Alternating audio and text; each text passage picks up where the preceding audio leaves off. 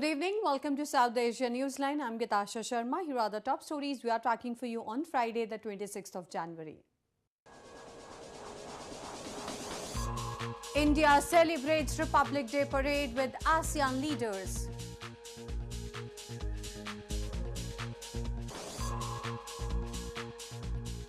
Pakistan expects to continue long-standing ties with US-China, says Prime Minister Abbasi.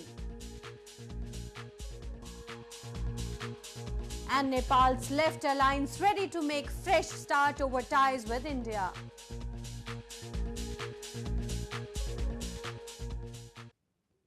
And now for all the details. India on Friday put up a show of military strength and cultural diversity during a grand parade as part of its 69th Republic Day celebrations.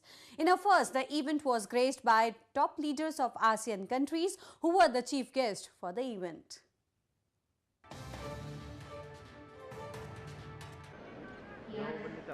India on Friday put up a show of military strength during a grand parade as part of its 69th Republic Day celebrations.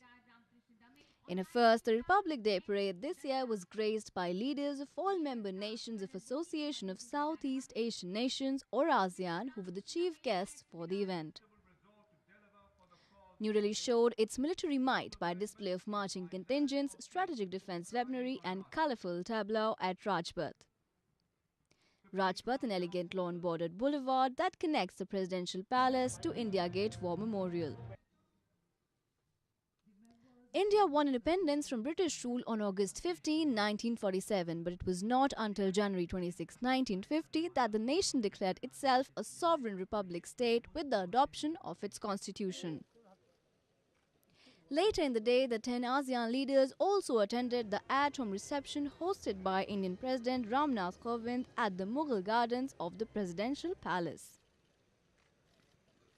ASEAN is important to India since it is part of the country's Look East policy and Prime Minister Modi's Act East policy to develop political and economic ties with Southeast Asia.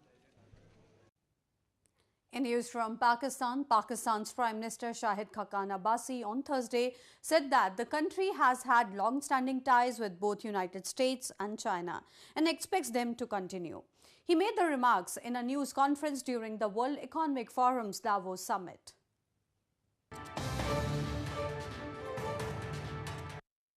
Pakistani Prime Minister Shahid Khaqan Abbasi on Thursday said that Pakistan has had long-standing ties with both China and the United States and expects them to continue. While addressing a news conference along with other Pakistani leaders during the World Economic Forum's Davos summit, Abbasi said Pakistan values its relationship with both China and the US and wants to maintain it. While inviting business leaders to invest in Pakistan, Abbasi said the country has a 6% growth rate and is open for business. We have a long relationship with China, and we have a long relationship with the US. And both relationships are important to us. So that is the way we view these relationships, and we want to continue those relationships. Pakistan and the US are currently at loggerheads after US President Donald Trump earlier this month accused Islamabad of supporting Taliban militants wreaking havoc in neighboring Afghanistan. Washington has announced suspension of nearly $2 billion of aid to Islamabad for its failure in tackling militancy in the region. Pakistan has maintained that it has sacrificed a lot in the war against militancy. Moving on, locals in Gilgit-Baltistan have long blamed Pakistan for maintaining its oppressive attitude towards people of the illegally occupied region. They allege that Islamabad has over the years exploited the illegally occupied region through its draconian laws and policies.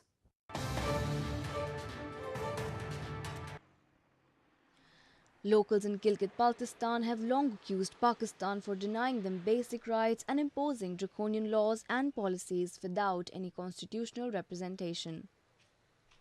There have been numerous protests in the recent past, but Pakistani authorities continue to exploit the illegally occupied region and its people. Locals in the region say that if they are granted constitutional rights, many of their issues will be resolved, but they believe it is part of Islamabad's agenda to keep the region underdeveloped. उनका ये मानना है कि जनाब वाली बस पाकिस्तान में जो कवानीन नाफिज हैं जो लेने की बात होती है वो एक्ट की सूरत में वहाँ नाफिज करते हैं, जब देने की बात आती है तो कहे जनाब ये तो आप आइन के दायरे इख्तियार में ही नहीं आते। Gilgit-Baltistan was originally a part of India's princely province of Jammu and Kashmir until its illegal occupation. Years of continued neglect by Islamabad and a corrupt administrative system has made Gilgit-Baltistan the most backward region under Pakistan's rule. In news from Afghanistan, Afghanistan's chief executive Abdullah inaugurated one-stop shop center at Kabul International Airport on Thursday. The new center aims to develop trade and generate income in Afghanistan.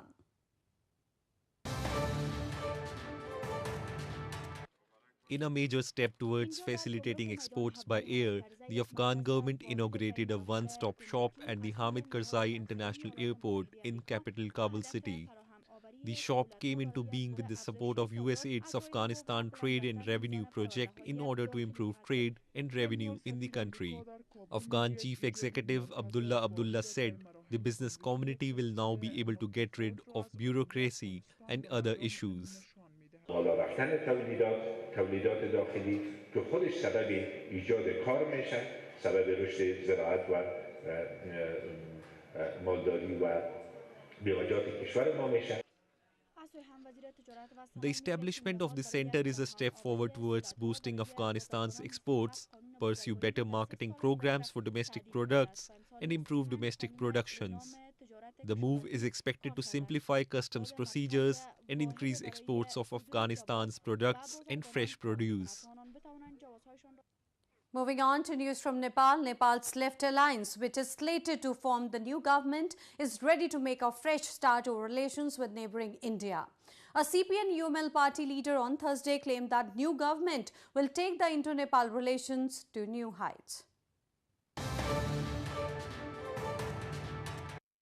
CPN-UML leader Pradeep Gayawali on Thursday claimed the to-be-formed new government of Nepal under Premier KP Sharma Oli will take Indo-Nepal relations to new heights, making a fresh start. Gayawali made the remarks during an interaction program held on the eve of India's Republic Day in Nepali capital Kathmandu. During the event, the Indian ambassador in Nepal also said the cooperation in the international relations between the neighboring countries will be a win-win situation for all. मैले अघि नै भने दुई देशको बीचमा असल सम्बन्धको अर्को कुनै विकल्प छैन।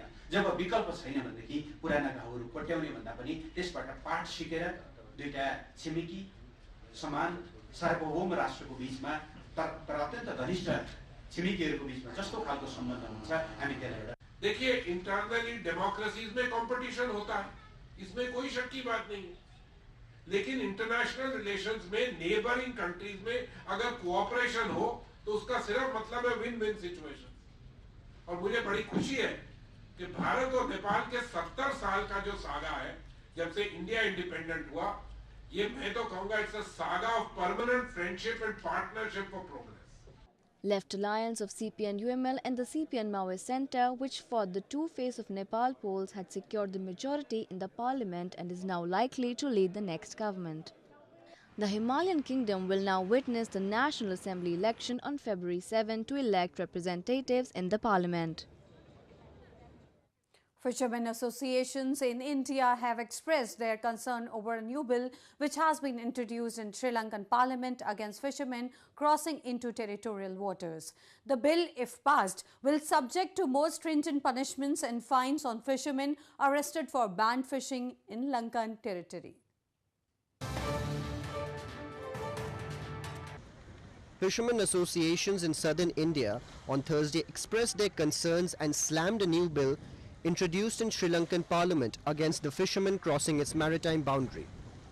The bill states that the fishermen arrested for banned fishing in Sri Lankan territory will be subjected to more stringent punishments and a fine up to $79,000.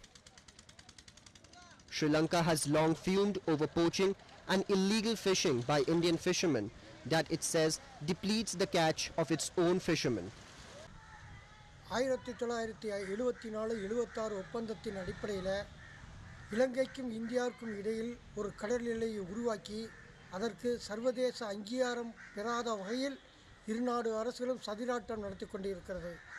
India shares an expensive oceanic border with Sri Lanka without any perceptible demarcation, and fishermen on both sides ignore rules while netting their catch.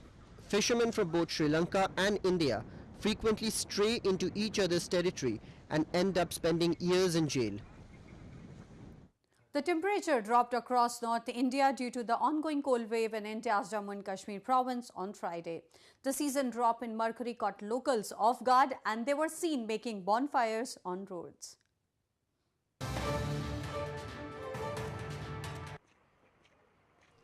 Residents in India's northern hill town of Shimla were largely confined to their homes as a thick blanket of snow covered capital of Himalayan province, Himachal Pradesh.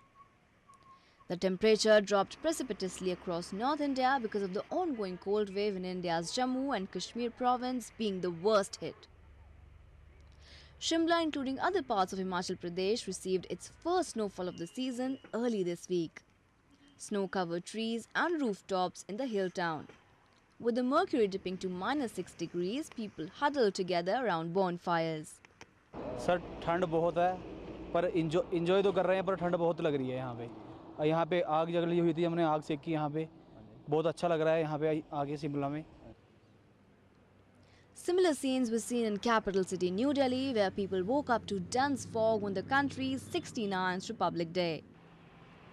The fog disrupted the daily life in the national capital as people in biting winters tried to reach Rajpath to witness the 69th Republic Day parade.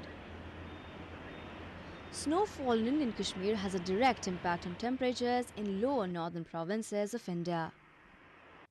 Well, that's the way it was in South Asia this evening. Before we conclude, the top stories once again. India celebrates Republic Day parade with ASEAN leaders.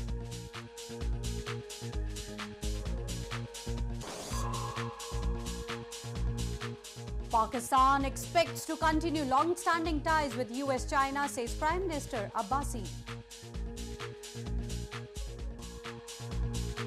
And Nepal's left alliance ready to make fresh start over ties with India.